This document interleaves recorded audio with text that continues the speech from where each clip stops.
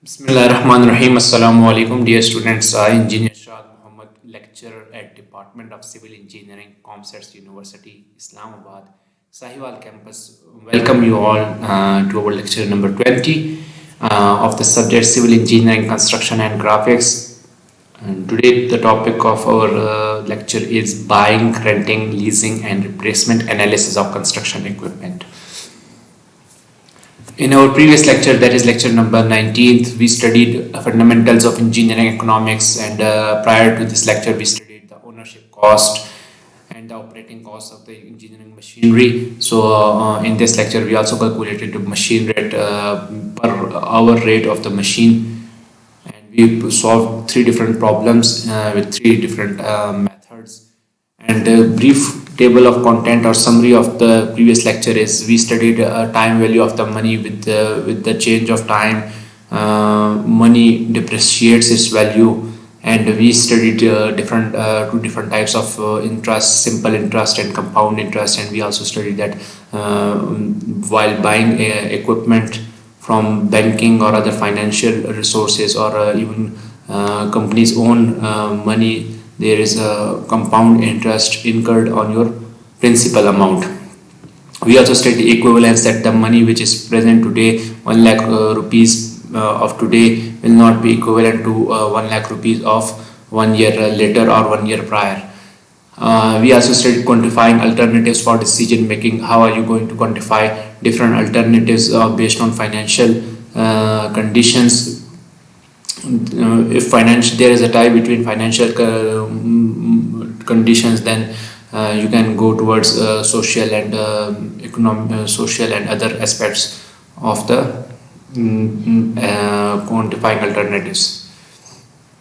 And then we studied cash flow diagrams of different financial factors and compound interest factors. We studied single payment compound amount factor.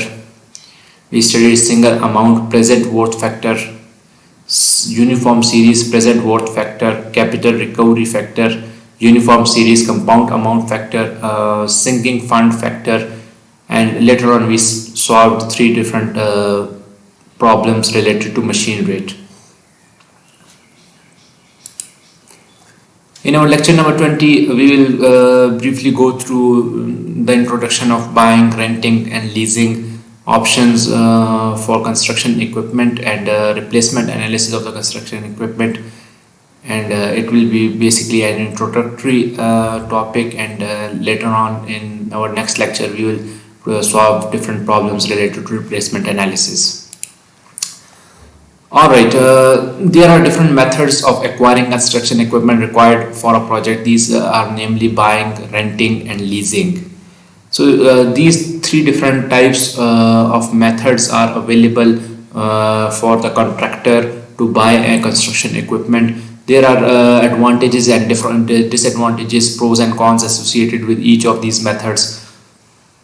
Before acquiring the equipment, it is essential to explore all the options by considering various parameters, namely company's cash flow, inflow and outflow, working capital, equipment utilization. If the utilization is low, then few of the aspects of buying will be appropriate. Otherwise, renting may cost you if equipment utilization is less, and leasing may also be difficult to carry. And its maintenance, if maintenance is high required, then renting will be a difficult job. Obsolescence, maybe productivity is taking into consideration, then buying will be not suitable option. You can rent, and when that technology is obsolete, you just take out your work and buy an efficient and latest equipment. And replacement of the equipment, if you want to replace an equipment and you want to check the efficiency, then you can rent and even lease an equipment rather than buying. And operating conditions, if there are tough operating conditions and you don't want to utilize your own equipment, then you can rent or lease other equipments. Buying results in direct ownership of the equipment. Means if you buy something, you are direct owner of that equipment, and no one else is responsible. The direct contractor or the owning company is responsible for all the maintenance and saleability and productivity and depreciation and all the costs incurred, and profits and losses and taxes all are costed against the buyer. Acquisition of the equipment by buying is done either through cash purchases by using company's fund or through financial purchases. You can purchase an equipment through company's fund, your own fund, or through financial purchases through banking agencies or other loan donating agencies. The outright cash purchasing is done when sufficient funds are available. Okay, buying can only be done when you have sufficient liquid assets, or you can say that if you have sufficient money available. However, cash purchase can have an adverse effect on the company's cash flow as it reduces the liquid assets, thus affecting company's working capital. This is a major disadvantage is that first, that availability of the funds should be available, and secondly, it reduces the liquid assets. Liquid asset is the cash on the hand or an asset that can readily be converted to cash. It means it is a cashable amount which can at any time be converted into cash by selling, or maybe the cash amount by itself. When sufficient funds are not available for outright cash purchase, the equipment can be acquired by finance purchasing, wherein the purchasing is done through loan arrangements from the lenders, that is banks or other financial institutions. That includes the payment of loan through installments along with initial down payment. If that sufficient funds are not available with the company or your own self, then you can involve other financial institutions for lending some loan, and that loan will be given on some percentage of interest, and that loan will be paid in different installments, and initially you have to pay some heavy amount for as a down payment. Down payment typical definition is an initial upfront initial partial payment for the purchase of expensive items such as cars or houses or equipment. One of the main advantages of owning an equipment by outright cash purchase is that it may result in lower cost per operating hour as compared to renting and leasing. This is a major advantage of owning. In renting and leasing, there is a profit margin and sometimes heavy profit margin for the renter or lessee. So lesser. So you can see that if their profit margins are high, then owning means renting and leasing will be least preferable option as compared to financial profitability is concerned or considered. Other advantages associated with buying include complete control of the owner over use of the equipment and its maintenance and replacement of the equipment when it is no more economical. Okay, buying associates that you are the complete owner of the equipment, and its maintenance and replacements are up to you. And in addition, there is also income tax benefit associated with the depreciation of the equipment. So means the owner of the equipment have this leverage that with the depreciation of the equipment, there are some benefits, tax benefits in some countries, and in many countries there are no tax benefits. They have not formed some regulations regarding the depreciation of the equipment, and they just apply that income tax benefits on the principal amount of or the ownership cost. Acquiring the equipment through buying is an economically attractive option when there is more workload, leading to higher utilization rate of the equipment over its useful life. This is an interesting option that means if there is heavy workload on the company and its utilization rate is quite high, then the company should own that equipment irrespective of its cost, because utilization will fulfill its own amount, and maybe that is more profitable.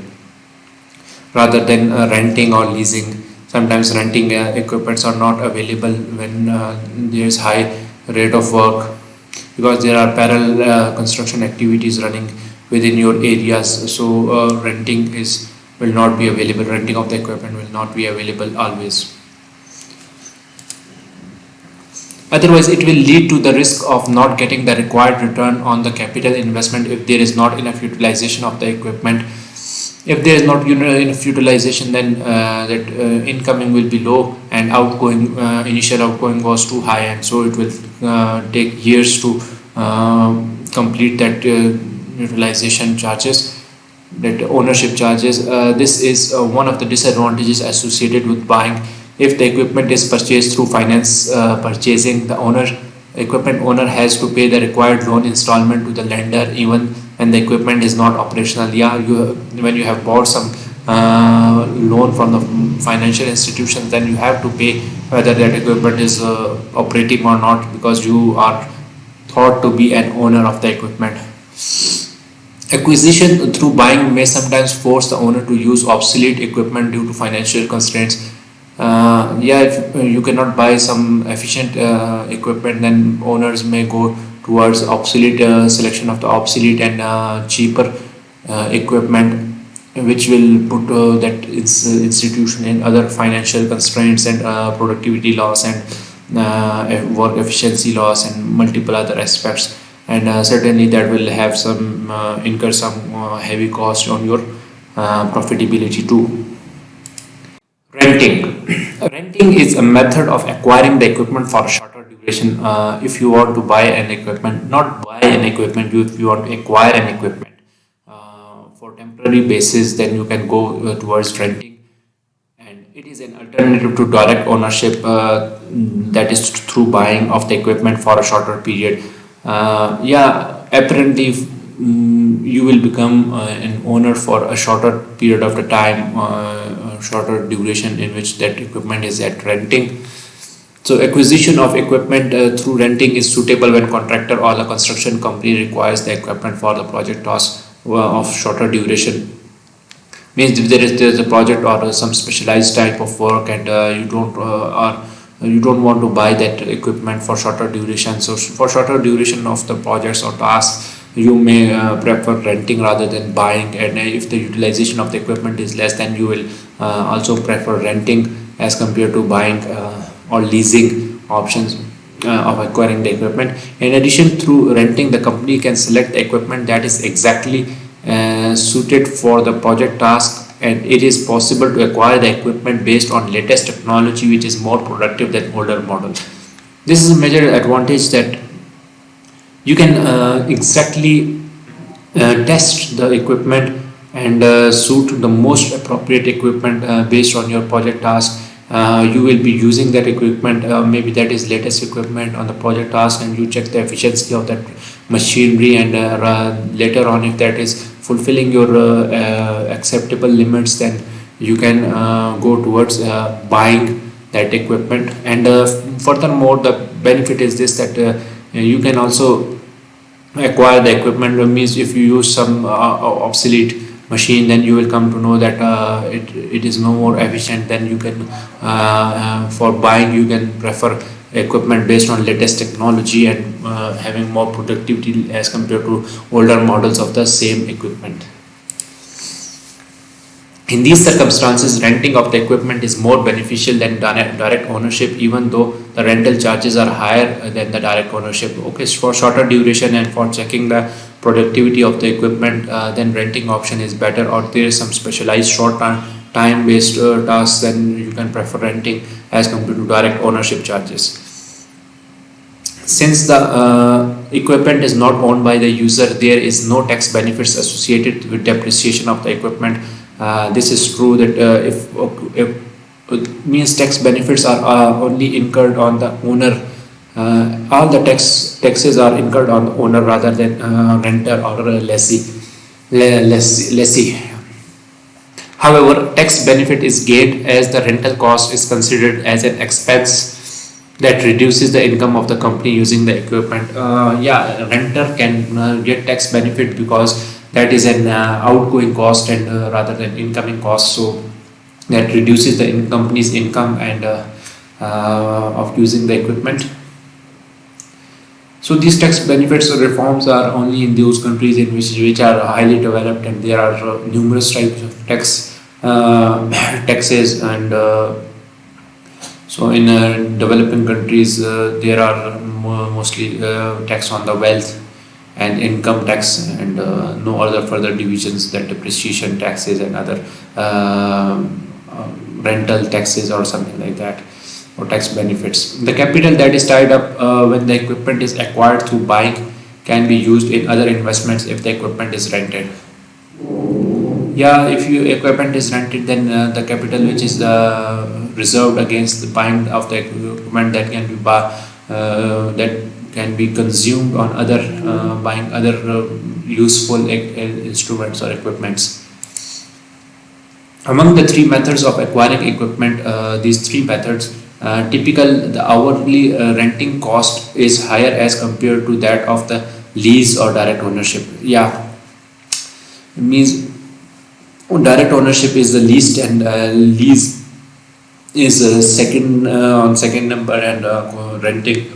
If you compare the hourly cost, then renting is at the third most means on economical basis. This renting is the most expensive one, and then lease is second most expensive, and direct ownership is the least expensive one. Rental periods of a day, a week, or a month may go up to 1 year. Rental periods can be a day, a week, or month, or it can go up to a year. That depends on the renter policies. The rental rates are generally established on daily basis, weekly basis, or monthly basis. On the consumption or daily rates, that daily consumption of the equipment, the daily rate or hourly basis is higher than weekly rate. This is sure that hourly rate will be higher than weekly rate as they are considered as a package or lump sum package on hourly basis, and the weekly hourly rate is higher than monthly rate on hourly basis. If you compare monthly rate, that is hourly basis of the monthly rate, then that will be quite inexpensive as compared to weekly rate on the hourly basis. Make sure that all those rentings are on the hourly basis, are calculated on hourly basis, but on daily basis, if you are renting an equipment on day-to-day basis, then that will be quite expensive as compared to if you rent that equipment on for a week or for a month or for a year. The repair and maintenance cost of the equipment, who will pay the repair and maintenance cost? That is an interesting question when that equipment has been rented. To be paid either by the owner or user of the equipment, that is the renting company is stated on the rental contract. So it will be as per the contract. So if that contract has stated that repair and maintenance cost will be paid by the user because he is using the equipment, then that is also acceptable. And if that rental contract states that repair and maintenance cost will be paid by the owner because he is the direct owner of the equipment and he will be used for later purposes. Sometimes the equipment is not in good condition, so that will be liability to the user of the equipment, that he will have to repair and maintain that equipment, and that owner will be getting benefit from that. And otherwise, if we owner have an equipment in very good condition and user is using that equipment very roughly, then repair and maintenance cost, if that is incurring on owner, then that will be a heavy liability for the owner. So that there should be clear-cut details of repair and maintenance cost in your rental contract. In case of major repair work, generally the cost is paid by the renting company, whereas the cost of minor repair and maintenance that is incurred at the project site is usually paid by the user. This is a good assumption that if that is equipment is having a major repair, then renting company or the owner of the equipment should be liable for payment of the repair and maintenance work, and if there is a minor repair and maintenance work, then that should be paid by the user of the equipment. Furthermore, you should be clearly justifying that what is the major work, major repair work and minor repair work in your contract. The cost, fuel and lubricants is mostly paid by the user of the equipment because they are frequently recurring cost, and fuel consumption and lubricants of the equipment is totally dependent on hourly basis utilization, and the greater the utilization, the greater the demand of the fuel and greater the lubrication requirement of the machine. By renting, it is possible to reduce the downtime experienced due to breakdown of the equipment, followed by repair as the equipment is replaced by the rental services.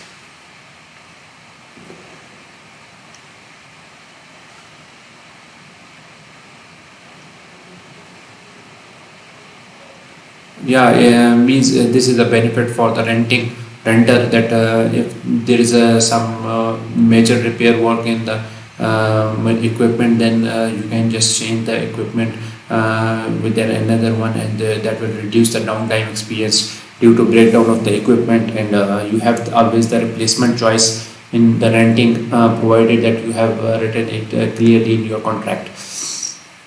Further, in order to check the suitability of specific equipment in actual job site conditions, the equipment can be rented and its performance can be tested before taking a decision to purchase the equipment that involves a major capital investment. So this is interesting that if someone contractor wants is interested in checking the performance of the test equipment under some actual job site conditions, rather than going or accepting the validity of the manuals of the sales, trusting on the sales manager or salesman of the company of the seller of those equipments. So he can directly test the working of the equipment on the actual job site, and evaluate its performance, and before taking the decision of buying the equipment.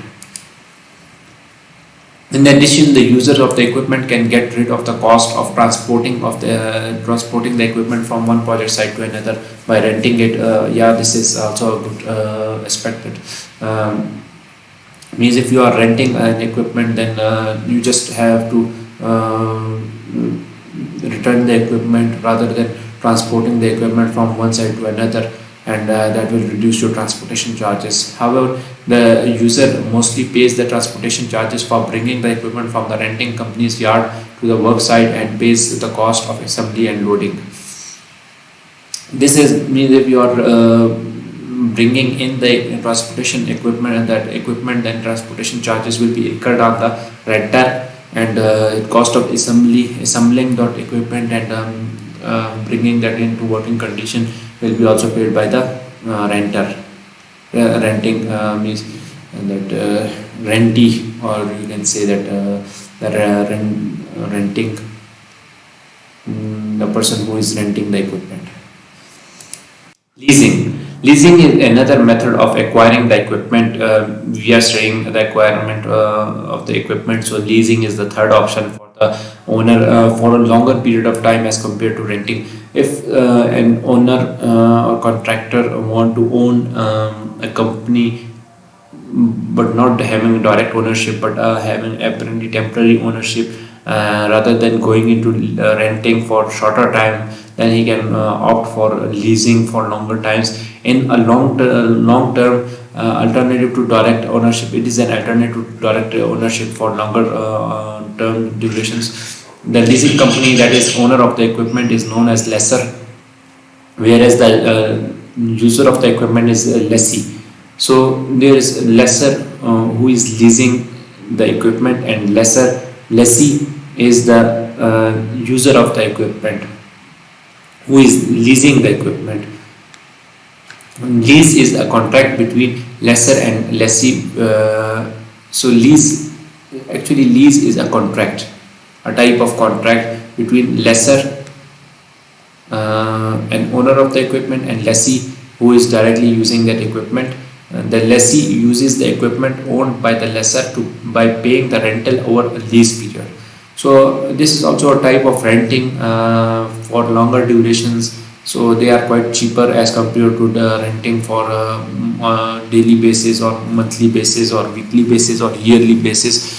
So mostly the lease period is more than 6 months and may run up to a year or maybe more than a year. So lease period depends on equipment to equipment and conditions to conditions. So lease period can be should be more than 6 months and can extend to several years.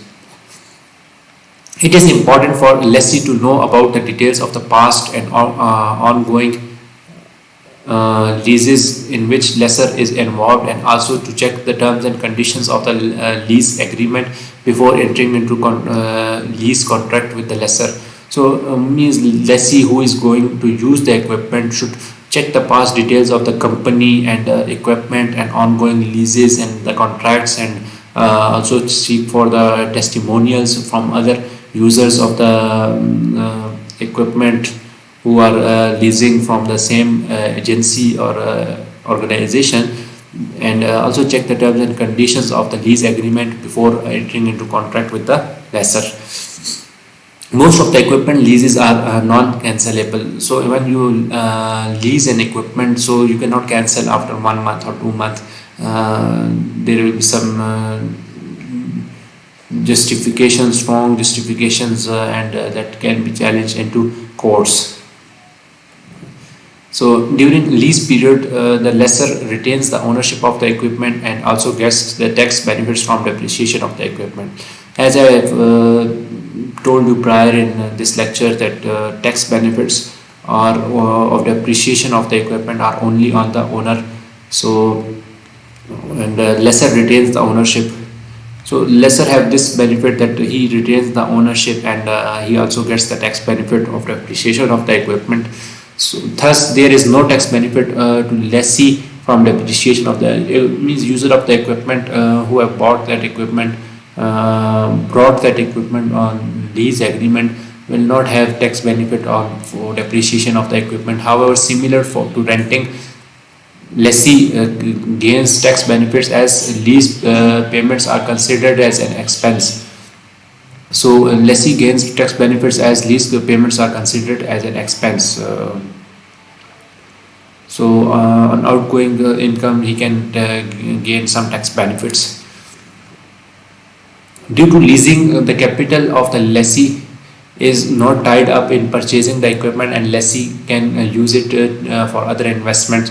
So this is also a benefit which we studied in renting, that lessee will not be owning that equipment, and he will be just using that equipment for shorter mild time periods, and then rather than focusing on buying that equipment, he can opt for buying some equipment which is having some longer benefits. Even if the equipment is purchased through loan arrangements, the owner has to pay an initial down payment. However, lessee can provide 100% financing, including the cost, delivery and installation of the equipment. So this is an important thing, that even if you are purchasing, if you have leasing through some agency, then you have to pay some initial down payment to every lease agreement. So even leasing can provide 100% financing. Cost, delivery and installation of the equipment, all those are included in maybe included in initial down payments, and that cost can be borne by the lessor at the start of the lease period. Lease payments can be made monthly, yearly or at any time interval as agreed upon between the two parties. So lease period payments can be done monthly basis and yearly basis. Mostly they are on monthly basis. You have to pay some percentage of that total lease payment, and it's based on different installments. So lease payments need not necessarily be uniform over the lease period. This is also necessary that It is not necessary that lease payments are recurring on a uniform basis and their cost levels are equal. They can vary, and there is flexibility of coordinating the schedule of the payments. So they depend on the contract of the lessor and lessee, or the lease contract. That means lessor and lessee lessor can show some flexibility to the lessee on the schedule of the payments of revenue generated from use of the equipment by the lessee. Means he can also show some flexibility that some revenue should be generated by the lessee, and then he should start the payments. Generally, the cash inflow due to the use of the equipment at the beginning may be slow, and thus lessee prefers to pay less amount at the beginning of the lease period. It means if a lessee is using the equipment and initially the cash inflow to the lessee will be quite low at the beginning, and with the passage of time his incoming will increase, and his payment should also increase with the incoming cost. This type of payment arrangement may be accepted by the lessor from tax consideration, as lessor receives less payment at the beginning. So this can be used as a for tax consideration, that lessor shows that lessee is not giving or returning the money due to showing some flexibility in the contract, so he can avail some tax benefits. Lessor can avail some tax benefits. Two types of commonly offered leases through which construction equipments acquired are financial leases and operating leases. These are the two available options for the lessee to acquire an equipment on the lease. A financial lease finance lease is generally offered by financial institutions, usually a bank or a financial or donor company, and the equipment is leased to the lessee. So sometimes banking or institutions are involved in financial leasing, and they have some interest, higher percentage interest, and initially you have to pay some down payment, and then incrementally you have to pay. So, and lease period may extend up to operating life of the equipment. So lease period from financial leases can extend up to the operating life of the equipment. Leasing. The rental paid by the lessee over the lease period covers the cost of equipment less the estimated residual value of the at the end of the lease period, along with the profit margins of the lessor. So in financial lease, rental paid by the lessee over the lease period covers the equipment cost, and less the residual cost, means the salvage value at the end of the period, and along with the profit margin for the lessor. So cost of the equipment, profit margin, higher interest rates, and you should be separating the salvage value if you are not going to buy that equipment after at the end of the lease. The lessee has the option to purchase the equipment with a discounted price or a predetermined price at the end of the lease period. So lessee has the option that he can purchase the equipment at the more suitable prices and predetermined price at the beginning of the lease period, that is stated in lease contract. That means incrementally lessee has to pay this much amount, and at the end of this lease period this much amount can be paid, and he can be owner of that equipment. Usually the lease contract cannot be cancelled till the leaser has recovered the investment cost at the end of the lease period. So this lease contract cannot be cancelled, and these are non-cancellable contracts, and you should be very cautious while signing such contracts, and you should be going cautiously reviewing all the terms and conditions and its future aspects. The finance lease is stated as on the lessee's balance sheet. That is shown in the lessee's balance sheet. Okay, the second number of lease is second kind of the lease available for the contracting or the lessee is operating lease is offered by the manufacturer or dealer of the equipment. So manufacturer or dealer of the equipment can also provide operating lease, and in operating lease payment charges are lower as compared to financial lease. So in financial lease banking institutions are involved, while in operating lease a manufacturer or dealer of the equipment is involved. In this type of lease, lesser manufacturer or dealer of the equipment provides the skilled service personnel required for carrying out the repair and maintenance operations, and this type of arrangement is more suitable for sophisticated equipments requiring specialized repair and maintenance. Thus, in this type of lease, a lessee does not hire service personnel required for carrying out servicing and maintenance operations. Okay, in operating lease, service has been is usually provided by the lessor who is the manufacturer or the dealer of the equipment, that all the maintenance and repair will be done by the specialized personnel and skilled personnel of the company or manufacturing company, and that lessee do not have to worry about that repair and maintenance. So this is an added value for the lessee in lease. Usually lessee returns the equipment to the lessor at the end of the lease period. Unlike financial lease, operating lease is not stated on the lessee's balance sheet, and it is often as off balance sheet financing.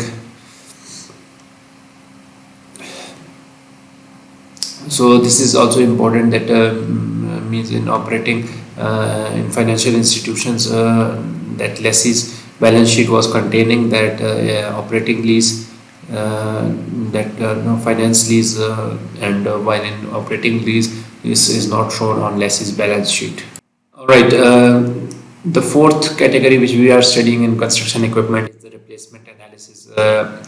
It is not the utilization of the equipment or owning the equipment or renting the equipment or leasing for a longer duration. Replacement analysis, when you are when the contractor or owner of the equipment is going to replace that equipment with certain suitable alternative based on the profitability, productivity, or some other repair and maintenance cost, and higher repair and maintenance cost whereby the owner or some other reasons can be that owner is willing to replace that equipment. So how are you going to replace that equipment with an alternative, and you have to check the balance and balance the equation on both sides, that you are going to replace this equipment with another one. So what are the costs incurred, and which one is beneficial, and how are you going to take the decision that either replacement will be a good choice or not. So this all deals with the replacement analysis. Replacement analysis is carried when there is a need to replace or augment the currently owned equipment or the asset. If you are going to replace or augment the currently owned equipment, then you will prefer for go towards the replacement and analyze the replacement choices. There are various reasons that replacement result in replacement of a given equipment.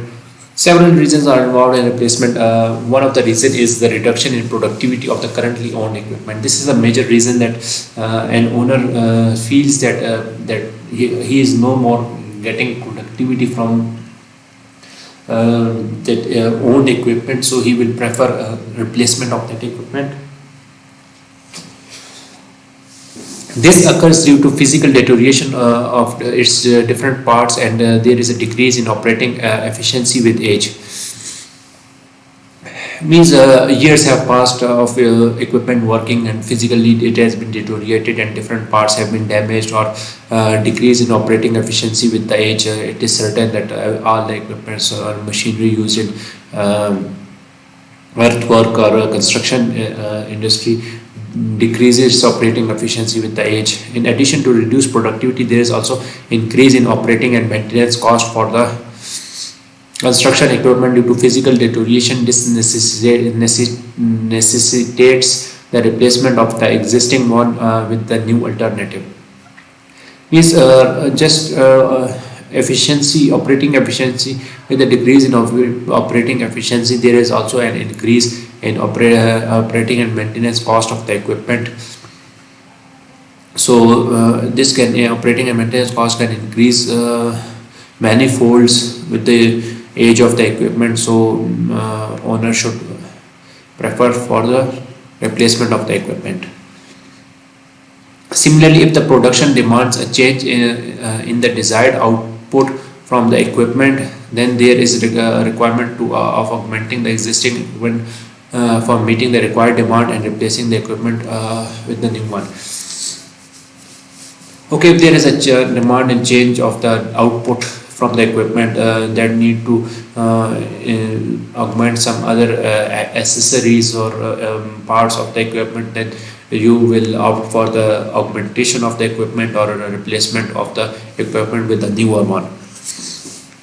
Another reason for the replacement of existing equipment is obsolescence. Obsolescence means that outdated technology, or that owner is using an outdated technology and no more useful and no more productive, and users are preferring for latest technology, and they are more precise and accurate in usage. And due to rapid changes in the technology, the new model with latest technology is more productive than the currently owned equipment, although the currently owned equipment is still operational and functions acceptably. So means new models are more productive, more precise, and users are preferring the latest model. So owner equipment may be still operational and functionally that is still acceptable, but due to change in technology and obsolescence of the owned machine, so owner might have to replace that equipment.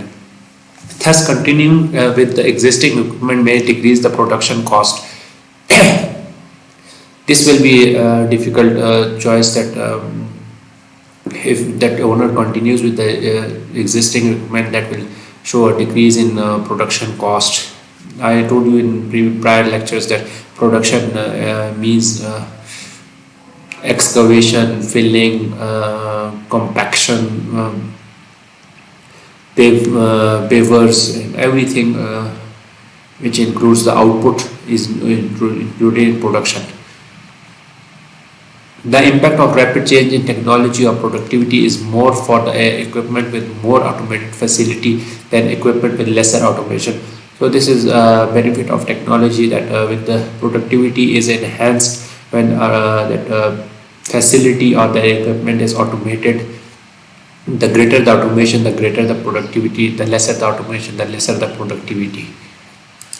All right, replacement analysis. In replacement analysis, the currently owned asset is referred as defender. Means the equipment which you are owning is known as defender, whereas new alternative is referred as challengers. Defender is owned equipment, and challenger is which you want to compare or which you want to buy or replace the equipment with. In this analysis, the outsider perspective is taken to establish the first cost of the defender. Means while considering for the replacement analysis, defender means the owned equipment. You should take the outsider perspective, that what is the market rate and how it will be saleable. The initial cost of the defender in the replacement analysis is nothing but the estimated market value from the perspective of a neutral party. So means defender is in for evaluation purposes, and you are taking an outsider's perspective, and you are estimating the market value of the from the perspective of the neutral party. If a neutral party is going to buy the equipment, then what is the market value of that equipment, defender equipment? In other words, this cost is the investment amount which is assigned to the currently owned asset in the replacement analysis. So how much investment need to be done on the owned equipment, that if there is a buyer, how much he should pay or invest in owning the equipment. The current market value represents the opportunity cost of keeping the defender That is, if the defender is selected to continue in the service. In other words, if the defender is selected, the opportunity to obtain its current market value is forgone. This is important, that opportunity cost of keeping the defender. This that opportunity cost is this, that defender is in a position that it is an opportunity, not a leverage of owning that equipment. Sometimes the additional cost required to upgrade the defender to make it competitive for the comparison with the new alternative is added to its market value to establish the total investment for the defender. So if you are owning an equipment, before selling it or making it acceptable, so you, being a defender, might upgrade the equipment, and that will be added, that upgradation will be added to the market value of the established total investment for the defender. Along with the market value, there will be revised estimates for annual operating and maintenance costs, salvage value, and maintenance service of the defender, which are expected to be different from the original values those were estimated at the time of acquiring the assets. So, before being an owner, there was some salvage value of the equipment and some service life of the equipment, and annual operating and maintenance cost of the equipment. You used you being an operator or user or owner of the equipment, you used for 5 to 10 years, and now you are going to replace that equipment due to non-productivity or some other reasons, some whatever the reasons are, and then you have to prepare a revised estimate for annual operating cost, salvage value, the value of the equipment at the end of its life for selling, and remaining service life of the defender. So you have to revise those all the estimates before selling it, and past estimates of initial cost or annual operating and maintenance, salvage value, and use of that are not relevant in the replacement analysis and thus neglected. So past estimates, that initially the estimates which were carried at the start of buying of the equipment by the owner or defender, so they are totally null and void, because with the passage of time, operating costs and maintenance costs and salvage value, operating and maintenance costs have increased, and salvage value have decreased, and appreciation have increased. So a lot of changes have occurred within that usage time. So before replacement analysis, you have to re-evaluate, revise all the estimates related to equipment. The past estimates also incorporate a sunk cost, which is considered irrelevant in the replacement analysis. So sunk costs are totally irrelevant in the replacement analysis. Sunk cost occurs when the book value, as determined using depreciation method of an asset, is greater than its current market value, when the asset, that is defender, is considered for the replacement. So sunk cost, why it is irrelevant? Sunk cost is actually the book value which is predetermined by the owner and the market value. The difference between if book value is too much and market value is quite low, then that is totally not acceptable. Owner will always have a greater book value in his accounts, and while its current market value might be less. So some costs are totally not considered, or considered irrelevant. All the estimates should be on market current value, and all the replacement decisions should be carried on market current value. It represents the amount of past capital investment which cannot be recovered for the existing assets under the consideration of replacement. So if book value is quite high and current market value is quite low, so the difference between book value and market value is the sunk cost, and that sunk cost cannot be recovered, and that has been wasted. Sunk cost may occur due to incorrect estimates of different cost components or factors related to productivity of the defender. So why sunk cost occurs? So this is due to incorrect estimation or overestimation, or considering the overproductivity by the defender. Those were made at the time of original estimates in the past with uncertain future conditions. So those estimates might be quite prior, and at the initial of the ownership cost, and that future consideration were not considered, and since because market changes and demand of the equipment changes. Since sunk cost represents a loss in capital investment of the asset, the income tax calculation can be done accordingly by considering the capital loss. So, income tax benefit can be considered by considering the capital loss by the owner or the defender.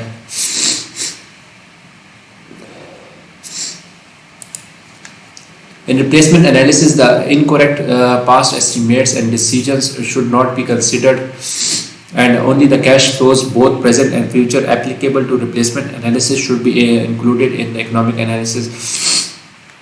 So, past incorrect estimates and decisions should not be considered, and current all the decisions should be made on current market value and current cash flows, present and future, considering the present amount and the future aspects. So for replacement analysis, it is important to know about different lives of an asset, as this will assist in making the appropriate replacement decision. So before carrying out replacement analysis, you should be aware about almost three different types of lives before taking an appropriate decision. These three different lives are physical life, economic life, and useful life.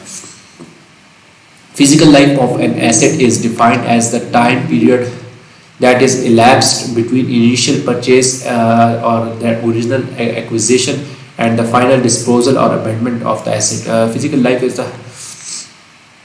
time period elapsed between initial purchase and final disposal of the equipment. That is the physical life of the equipment. Economic life is defined as a time period that minimizes the total cost, that is ownership cost plus operating cost of an asset. It is the time period that results in minimum equivalent uniform annual worth of the total cost of the asset. So economic life is the most productive time of the life of the equipment, and it minimizes the total cost, means ownership cost and operating costs are quite reduced in this duration. And economic life can further be defined as considering the time value of the money, that minimum equivalent uniform annual worth or minimum annual worth expenses need to be incurred during this economic life. And useful life is defined as the time during which the asset is productively used to generate profit. So useful life is the profitable life, and there is sometimes break point, and it exceeds the useful life exceeds the break point, and that become more productive. So in replacement analysis, the defender and the challenger is compared over a study period. So in replacement analysis, what are we going to do? That defender and challenges are compared over a study period. A study period means it can be the duration for which that equipments are challenged. So generally, the remaining life of the defender is less than or equal to estimated life of the challenger. So that is sure that if you are going to replace the equipment, so the owned equipment or the defender equipment is having useful life or physical life of 3 years. So challenger should be must be having 5 years or 7 years life. And when the estimated lives of the defender and challenger are not equal, the duration of the study period has to be appropriately selected for the replacement analysis. Okay, when the lives of the defender and challenger are not equal, if that were equal, then it was very easy to compare the different aspects, financial aspects. If their lives are not equal, then duration of the study should be appropriately selected by the for the replacement analysis. When the estimated lives of the defender and the challenger are equal, annual worth method or present worth method may be used for comparison between defender and the challenger new alternatives. So it is simply stating that if in comparing the financial aspects, if you are comparing the challenger and defender and both have equal estimated life, then annual worth or present worth method should be used. When useful life of the defender and challenger are not same, that is remaining life of defender is not equal to the useful life of the challenger new alternative, mostly the duration of the longer lifespan alternative is selected at the time period. If durations of challenger and defender are not same, then you should go for the longer life period, that is the challenger life period, and compare over that longer life periods. In other words, the useful life of the Challenger, which is generally greater than remaining life of the Defender, is taken as the study period. So the study period does matter because it is the n, representing in your financial equations n factor. In this case, it is assumed that equivalent uniform annual cost of the Defender, that is the shorter life alternative, will be same after its remaining life till the end of the study period. So this is based on the assumptions that although Defender life will finish and Challenger life will keep on continuing, but we assume that the Defender life will continue for the difference between Challenger and Defender's life, and with the equivalent uniform annual cost. In other words, shorter lifespan alternatives will function at the same equivalent annual cost throughout the study period. So, in other words, if the lives are different, then we will have assumption that same equivalent annual cost will work throughout the study period for the Defender.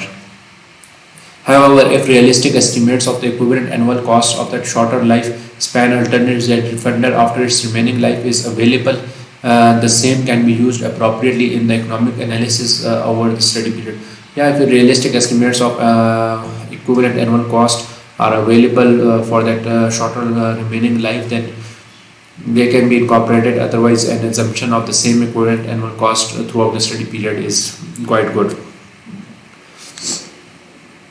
Sometimes the use of longer study periods may not be beneficial because of the fact that rapid obsolescence may force the replacement of longer lifespan alternative due to availability of new models with latest technology which are more productive. So this is a complication in using the replacement analysis, that if you are using very longer study periods for the replacement, so that study will not be beneficial at all, because you know that due to IT and heavy research in mechanical technologies, and rapid obsolescence may occur, and equipment, both the Defender equipment and the Challenger equipment may not be no longer productive enough, or new models with the latest technology are more productive, so they may be Challenger, and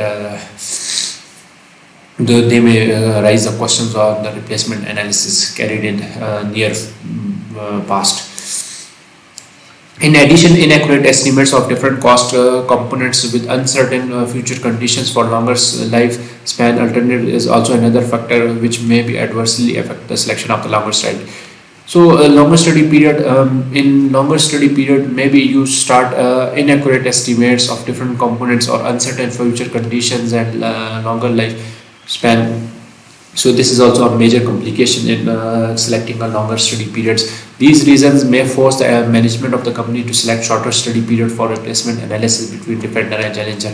So these are the two major complications of longer study periods, that may be that technology become obsolete, that Challenger technology becomes obsolete, and secondly, that future uncertain cost or inaccurate estimates have been evaluated for the future conditions of longer lifespan. So this forces for the shorter study periods, and that is more appropriate.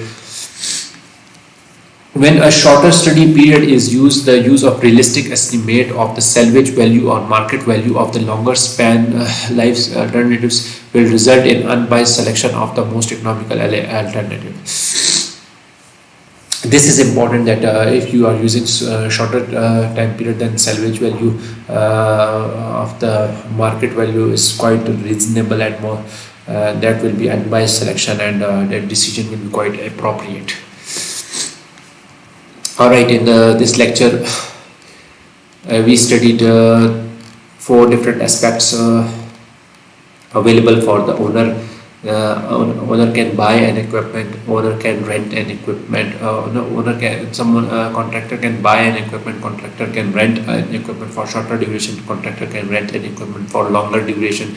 And when if a contractor is a buyer of an equipment, with the change in the benefits and productivity of the equipment. He want to replace that equipment with some suitable alternative challenger equipment, and how is we going to carry out the replacement analysis of the construction equipment. And we studied in detail the complications of study period in replacement analysis, shorter study periods and longer study periods. And we also studied the application of sunk cost on the replacement analysis. And then later chapter we will go through different numericals regarding the replacement analysis, and we will practically evaluate the applications of the replacement analysis. And that's it from today. And thank you for listening. And assalamu alaikum.